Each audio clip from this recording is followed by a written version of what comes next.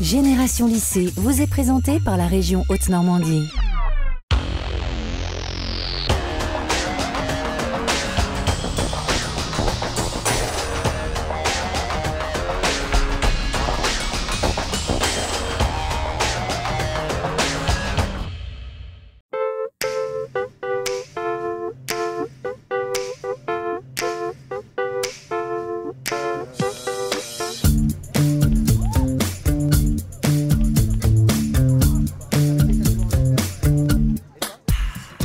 Bonjour à tous, je suis très heureux de vous retrouver pour ce nouveau numéro de Génération Lycée.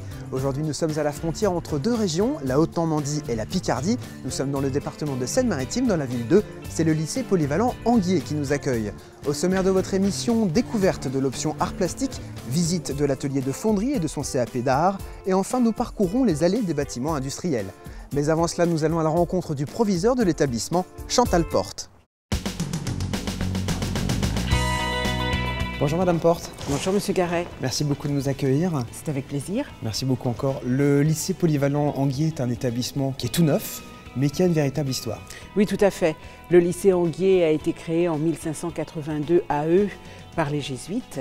Le lycée était en centre-ville dans des bâtiments historiques et nous avons intégré des locaux neufs à partir de janvier 2010 d'une part, septembre 2011 d'autre part. Et donc nous sommes dans un environnement complètement neuf. Il s'agit de deux établissements qui ont, on peut le dire, fusionné. D'une certaine façon, oui. Il y a eu à Euux un lycée d'enseignement professionnel qui s'appelait le lycée Paul Caillet et puis le lycée général et technologique Michel Anguier. Les deux établissements ont effectivement fusionné.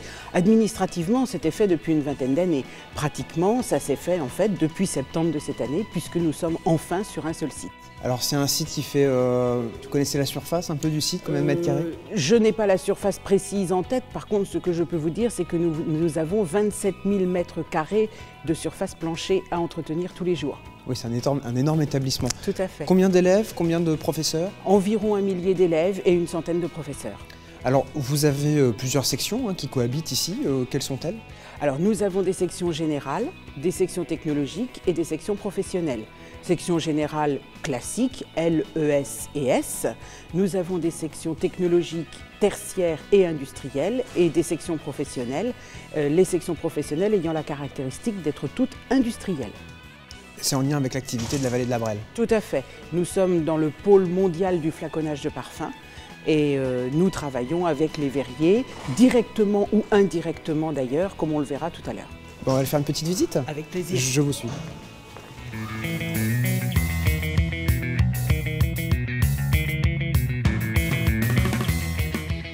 Madame Porte, ce qui interpelle quand on arrive dans la cour, c'est deux jalons qui se trouvent au milieu, entre deux rives. Qu'est-ce que c'est ces jalons? Qu'est-ce que ça représente? Eh bien, ces deux jalons représentent le 1% artistique de l'établissement. C'est une œuvre d'art qui existe dans tous les établissements publics. Et dans notre établissement, elle a été créée par un artiste sartois, Jean-Bernard Métet.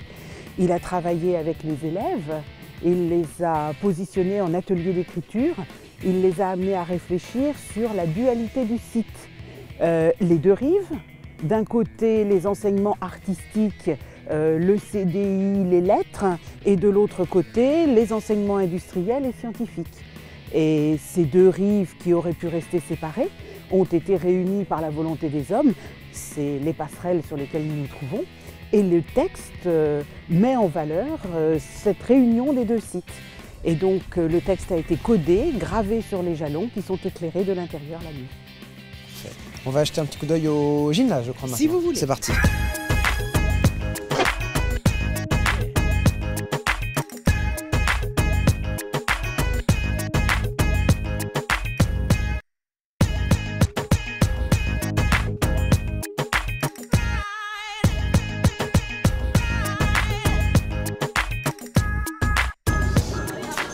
C'est un équipement dans lequel on est là, ce qui est un équipement, c'est un vrai plus pour le lycée. Tout à fait. D'abord, dans son ancien site, le lycée n'avait pas de gymnase. Donc cette grande salle qui mesure 1150 mètres carrés, c'est un vrai plus pour nous. Et nous sommes devant un des points forts de l'équipement, à savoir le mur d'escalade. Les élèves apprécient l'activité escalade. C'est une activité qui demande beaucoup d'esprit de groupe, puisqu'il y a l'élève qui grimpe et celui ou ceux qui assurent la parade. Et puis les élèves doivent faire énormément d'efforts de concentration et de rigueur, mais ils ont envie de se dépasser. Et c'est une activité qui ne ressemble pas aux autres activités que nous pouvions leur proposer jusqu'à présent. Le mur d'escalade, il fait 9,50 m. On ne se rend peut-être pas bien compte là, mais ça fait quand même 9,50 m de haut. 9,50 m de haut, c'est dire si là-haut, il ne faut pas avoir le vertige. C'est une activité qui peut se pratiquer dans le coin en plus. Hein. Oui, tout à fait. Il y a un club à la ville 2 qui s'appelle le Vertical Le Doigt. Nous avons conventionné avec la région, la mairie et le club et ils viennent s'entraîner sur le mur plusieurs fois par semaine. Et si on veut s'entraîner dans des conditions réelles, dans le coin il y a des sites, il y a des spots comme on dit? Dans la région, oui, dans la vallée de la Seine, il faut se rapprocher de la Seine, mais je sais que le club fait des sorties de temps à autre sur site. On va aller voir un élève qui est particulièrement agile. Il faut se mettre en condition. Hein. Et là, on peut observer que je n'ai pas de trou à mes chaussettes. Tout va bien, tout va bien.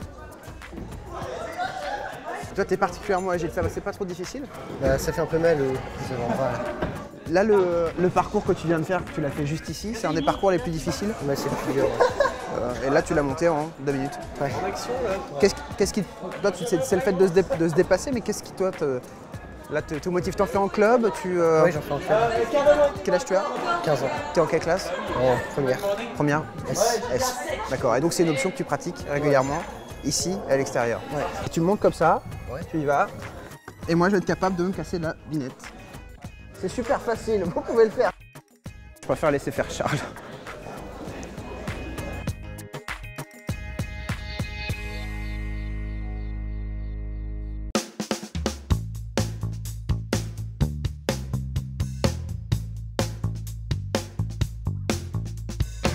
Une petite partie de Babi, Madame Porte?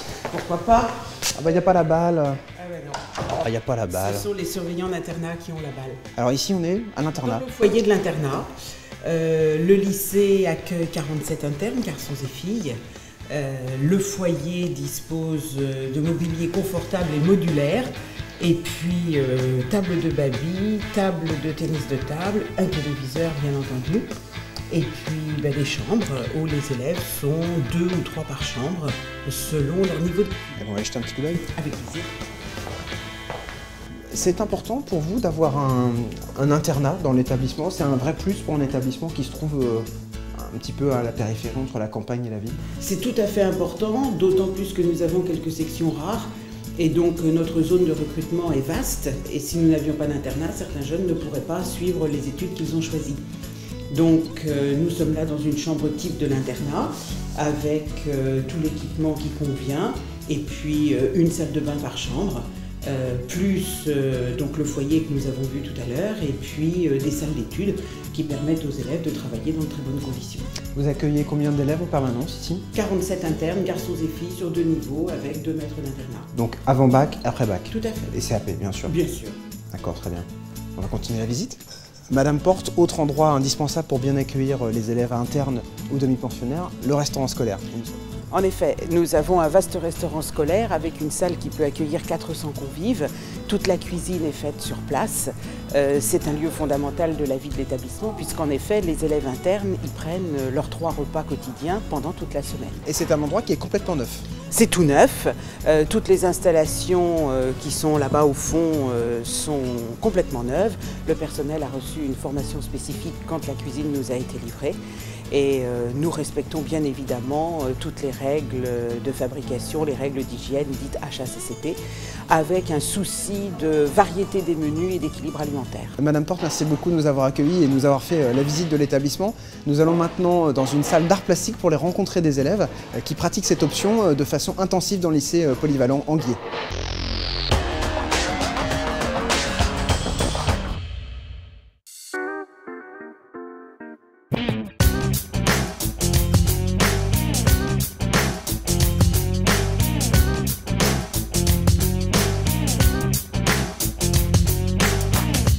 Bonjour Thibaut.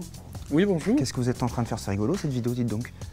Donc ça, c'est un projet d'un élève de terminale option de spécialité art plastique. Ouais. et qui a un projet spécifique qu'il va présenter lors de l'épreuve du bac qui est au mois de juin. Ils peuvent travailler sur des médiums qui sont très différents. Donc là, en l'occurrence, c'est un médium lié à la vidéo numérique. Oui, puis là, j'ai vu qu'il y avait des élèves qui travaillaient en photo dans le couloir. En photo, les techniques de représentation plus classiques, les pastels, le dessin, la sculpture. Je leur montre que faire des arts plastiques, c'est aussi aller vers les métiers des arts appliqués, vers le design, vers le design textile, vers l'architecture, vers le design d'espace. Pour ne pas limiter en fin de compte le champ des arts plastiques, parce qu'il y a beaucoup d'a priori vis-à-vis des arts plastiques. On pense les arts plastiques, les écoles des beaux-arts, on pense la précarité. Alors clairement, les débouchés, sont lesquels? Les débouchés, c'est les métiers de l'objet, les métiers de l'espace, les métiers de l'architecture, le design. Il faut savoir qu'en France, on a un champ d'écoles supérieures en arts appliqués qui est très important. À proximité, vous avez Le Havre, vous avez Rouen qui fait la communication visuelle, vous avez Amiens qui fait le design objet, vous avez la grande école d'architecture qui s'appelle l'ENSAN à Darnétal, et vous avez 2 écoles d'art dans un seul département, à Rouen, où ils font plutôt l'option art, et au Havre où ils font l'option design graphique qui s'appelle les ADAR maintenant. Alors, et ici, là, les élèves, c'est quoi? C'est une section, une option? C'est une option spécialité obligatoire art plastique. Là, c'est une option obligatoire. Ouais, oui. Donc là, les élèves viennent. Oui. C'est combien d'heures de cours par semaine? C'est 5 heures par semaine. Et ça compte quel coefficient au bac? Le coefficient, c'est le coefficient 6, donc c'est un coefficient très important. Et eux, c'est une section de terminale L, donc c'est des littéraires, puisque c'est qu'en littéraire où on peut faire l'option de spécialité. Et l'option pas obligatoire, elle existe également? Oui, et l'option pas obligatoire, elle est ouverte aux sections économiques et sociales, aux sections scientifiques.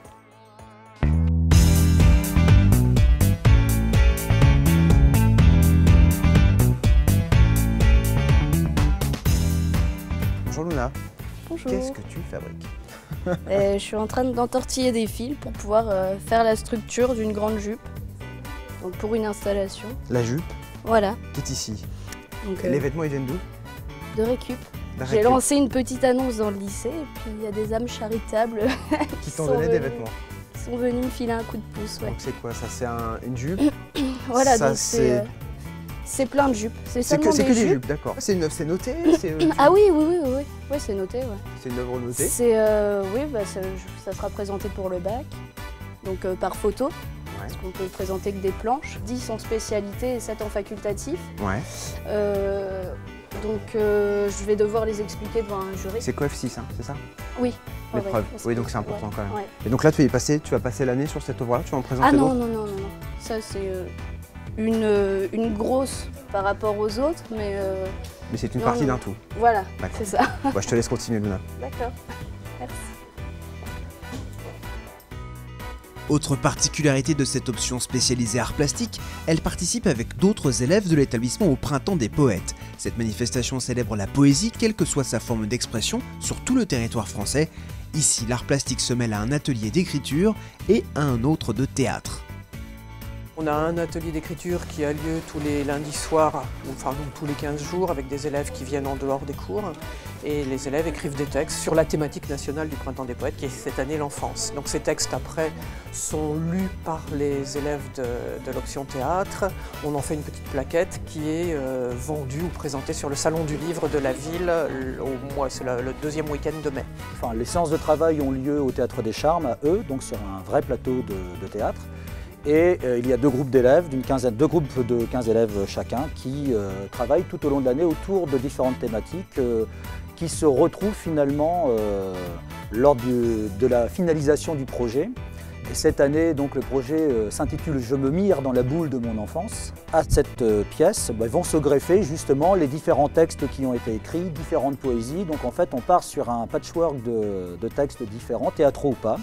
Et tout ceci va se regrouper, en fait on tricote. Les élèves sont détachés de cours une semaine avant de jouer. Et pendant cette semaine-là, on tricote, on répète, on essaie.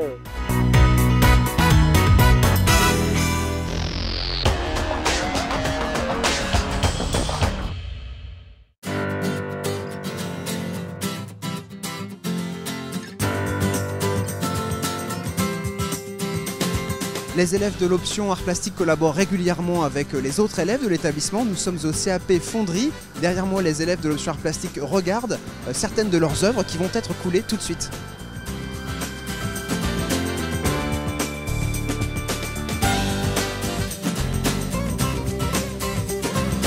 Donc là, on va prélever un alliage de bronze qui est à une température de 1180 degrés pour couler des moules qui sont réalisés soit en sable, soit en plâtre réfractaire. Faut pas se tromper, sinon ça chatouille. Hein. Voilà. Mais vous voyez, on a tout ce qu'il faut, on a les protections. Les élèves ont l'habitude de couler, c'est leur métier, donc il n'y a aucun souci. Donc là, c'est un élève, vous êtes enseignant, ça va se passer juste entre vous deux? Nous trois, en fait. On va être à trois. Moi, je vais tenir ce qu'on appelle le brancard. Le brancard, c'est en fait un récipient qui va contenir en fait la matière liquide. Donc mon élève Pierre va être de l'autre côté du brancard pour maintenir l'équilibre et bien viser le trou, et moi je vais simplement basculer. Et donc Valentin, lui, va enlever tout ce qu'on appelle nous les scories, les crasses, donc toutes les impuretés qu'on ne veut pas dans la pièce. Vous faites pas ça tous les jours, hein. Là il y a un peu de spectateurs, c'est pas quelque chose que vous faites Le spectacle, du moins les visites, c'est pas tous les jours, par contre les coulées, c'est tous les jours. Alors, c'est cuit? Oui, c'est prêt. Là, c'est à la bonne température et tout, donc normalement, c'est bon. Et là, c'est chacun un peu sa mouche, quoi. Donc, voilà, on verse. Vous avez combien de temps pour exploiter ce qui est coulé avant que ça se durcisse? En gros, il faut le faire en combien de temps une fois que c'est sorti du four? De toute façon, quand c'est sorti du four, on les fait dans les 5 minutes qui suivent. C'est juste le temps de trajet. Ouais, après, ça commence à durcir, tout reprendre sa forme, quoi. Donc il faut le faire assez vite, quoi.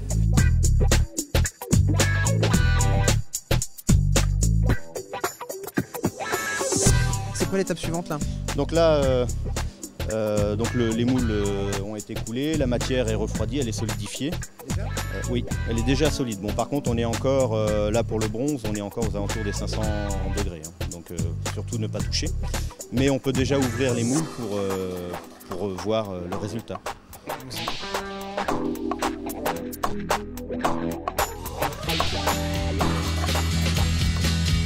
Là, les élèves viennent de travailler un petit peu sur les œuvres des élèves d'art plastique. Parlez-moi un petit peu de ce CAP qui est un CAP très particulier. Alors c'est un CAP qui est unique en France parce que on est les seuls à le faire à la ville 2. Et les élèves, c'est des élèves qui ont choisi de faire le métier d'art. Hein. Donc c'est des élèves qui sont volontaires et passionnés avant tout pour faire ce métier. Parce qu'on n'arrive pas ici comme ça, hein, il faut déjà avoir des diplômes, j'ai cru comprendre. Le minimum pour commencer à rentrer dans cette section, il faut le CAP, un minimum c'est le CAP, le niveau 5 en fait. Et comment tu abordes toi, quand on te donne une œuvre, une pièce, comment tu abordes ton travail et comment tu travailles tout ça? Il faut essayer de comprendre en fait la logique de l'artiste, savoir dans quel esprit il a essayé de se placer, quoi. Et essayer de retranscrire au mieux ce qu'il va vous faire passer, faut avoir une liberté d'esprit, je pense. Quand on fait les choses, on donne vie aux pièces et c'est exceptionnel, quoi. Tu t'éclates? Ouais, complètement. Toi qui es une fille, c'est quelque chose que tu ressens comme quelque chose de très physique ou quand même à la portée de quiconque? Ce qu'on sait à la portée, oui. Après, si vraiment il y a des choses lourdes, il y a les garçons pour aider, mais c'est abordable pour les filles. Tu te plais ici? Ouais, beaucoup. Ouais. C'est ma 3e année. J'ai commencé par un CAP en fonderie industrielle parce qu'il me fallait un diplôme, et puis là, ouais, je m'éclate. Ouais. Faire de la retouche, c'est sympa. Ouais.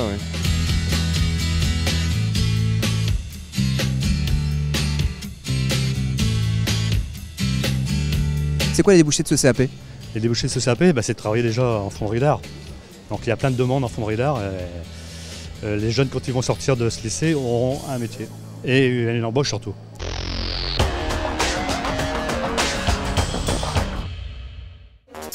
Le lycée Anguy accueille de nombreuses filières industrielles, découvertes de ces formations.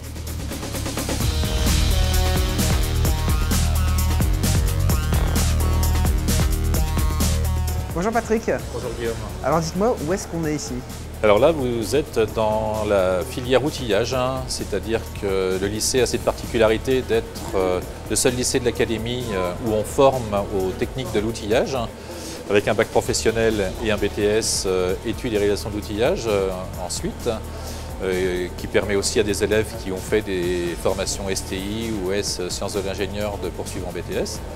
Et là, vous êtes sur un plateau assez singulier puisque vous êtes sur le premier pôle français AS Technical Education Center, puisque on a développé un partenariat avec la société AS et Real Meca et d'autres partenaires industriels qui nous permet d'avoir une collaboration intéressante avec les fabricants de machines-outils. AS, c'est le nom c'est la marque, hein, c'est ça? AS, c'est un constructeur américain, tout à fait, constructeur américain de ces machines, et nous disposons de 13 machines, donc un parc très homogène et très intéressant d'un point de vue pédagogique. Bac pro, BTS outillage, et tout ça, ça se passe là. C'est quoi la machine? Montrez-moi un petit peu les machines là. C'est quoi Est-ce qu'il y a une machine dont vous êtes particulièrement fier qui se trouve parmi ces 13 machines? C'est très grand, hein, ça fait combien de mètres carrés à peu près là? Là, on a 200 mètres carrés sur ce plateau et bon, la machine la plus performante que l'on ait se trouve devant nous. C'est un centre d'usinage 5 axes. Alors comme ça, les machines 5 axes, ça parle pas vraiment. C'est quoi une machine 5 axes? Alors une machine 5 axes, c'est une machine qui dispose de mouvements tout à fait intéressants parce qu'elle reproduit pratiquement les mouvements que peut faire le poignet et présente dans ce cas la pièce toujours dans la meilleure position pour usiner des formes complexes. Et en particulier dans la région, on travaille sur la réalisation de moules pour la verrerie, puisque vous savez qu'on est dans la Glace Valley et que on travaille ici pour les verriers les plus prestigieux du monde. Et donc ces flacons ont des formes, les designers ils mettent des formes qui sont assez complexes à obtenir. Et grâce à ces machines performantes, on peut reproduire les formes dans les outillages.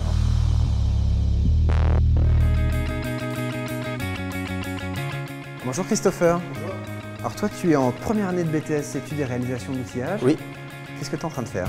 Alors là, je suis en train de scanner la jante à l'aide des caméras et donc du laser, avec les pastilles. Et des capteurs, hein, c'est ça? Oui, voilà. C'est ces trucs-là? C'est ce qui reflète donc les lasers aux caméras. Ouais. Et ce dont on aura besoin pour les coordonnées donc, de la pièce. Alors ça sert, donc c'est un travail à l'envers, hein, comme on l'expliquait juste avant. En gros, l'idée c'est de pouvoir régler les machines et de fabriquer de façon industrielle des objets. Oui, là on est sur une réalisation de moules plasturgie.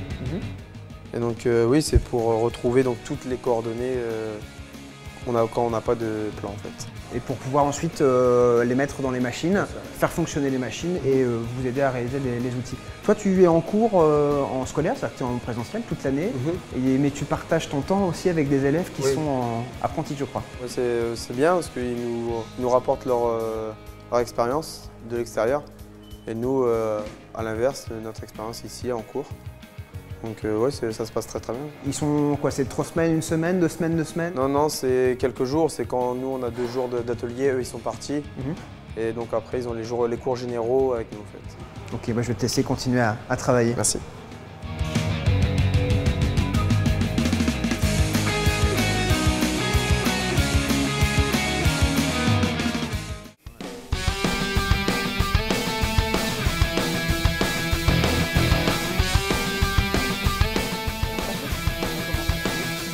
Patrick, on fait un petit peu de modélisme ici? Non, on ne fait pas du modélisme. Ici, vous êtes dans la section STI 2D. Donc STI 2D, c'est le nouveau bac technologique, sciences et techniques de l'industrie et du développement durable, où les élèves travaillent sur des supports high-tech, très nouvelle technologie. Là, on a en vol en ce moment un air drone, donc les élèves vont étudier le fonctionnement, mais vont aussi travailler sur la reconception d'un certain nombre d'éléments, par exemple les éléments de protection, le cockpit, etc. Et donc là, on a quelqu'un qui a une très bonne dextérité dans le pilotage, qui est en train de nous faire une démonstration. Ça sert de ventilateur quand il fait un peu chaud l'été? Ça sert de ventilateur éventuellement, mais le but n'est pas de s'amuser avec, mais de vraiment comprendre. Alors, cet air drone, il est piloté à partir d'un iPad, et ça va leur permettre de comprendre comment fonctionne la Wi-Fi, puisque la liaison entre les deux systèmes se fait par la Wi-Fi. Ils vont travailler aussi, comme on a entendu parler de développement durable, sur tout ce qui était l'énergie. Et donc ici en particulier, on a un bel équipement sur toutes les technologies de capteurs solaires.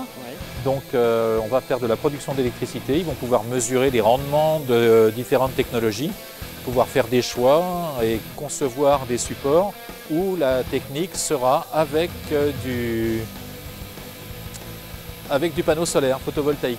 On travaille également au niveau de la communication sur les systèmes, par les systèmes numériques. Oui. Et donc là, par exemple, vous avez l'exemple d'une station météo où tous les capteurs de la station météo et la centrale sont en communication et les élèves vont étudier le système de communication et quels éléments doivent constituer le système pour que tout ça puisse être communicant. Ici, ils sont dans une spécialité qui s'appelle e-tech, innovation technologique et éco-conception. Et donc le travail, c'est de travailler sur de la conception écologique et en liaison donc avec le développement durable. Le drone y est par terre. Merci à vous.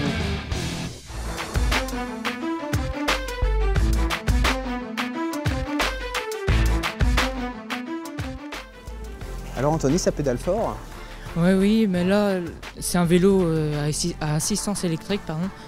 Et en fait, c'est un système, c'est une batterie qui transmet de l'électricité au moteur. Et le moteur qui sont juste à l'arrière, hein, c'est ça? Oui, voilà. Et il entraîne la roue en fait. Et il y a plusieurs vitesses, plusieurs paliers d'aide en fait, de 1 à 4. Et à 4, il n'y a presque pas besoin de fournir d'efforts en fait. Et comment vous travaillez sur cette machine-là? Qu'est-ce que ça vous permet de faire en cours?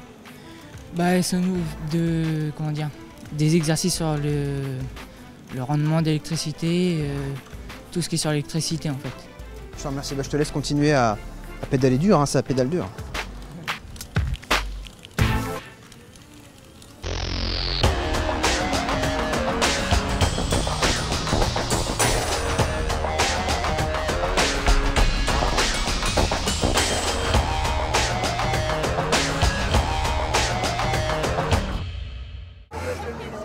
La cloche a sonné, c'est la fin de votre émission. Merci beaucoup de l'avoir suivi. On se retrouve très vite pour un nouveau numéro de Génération Lycée.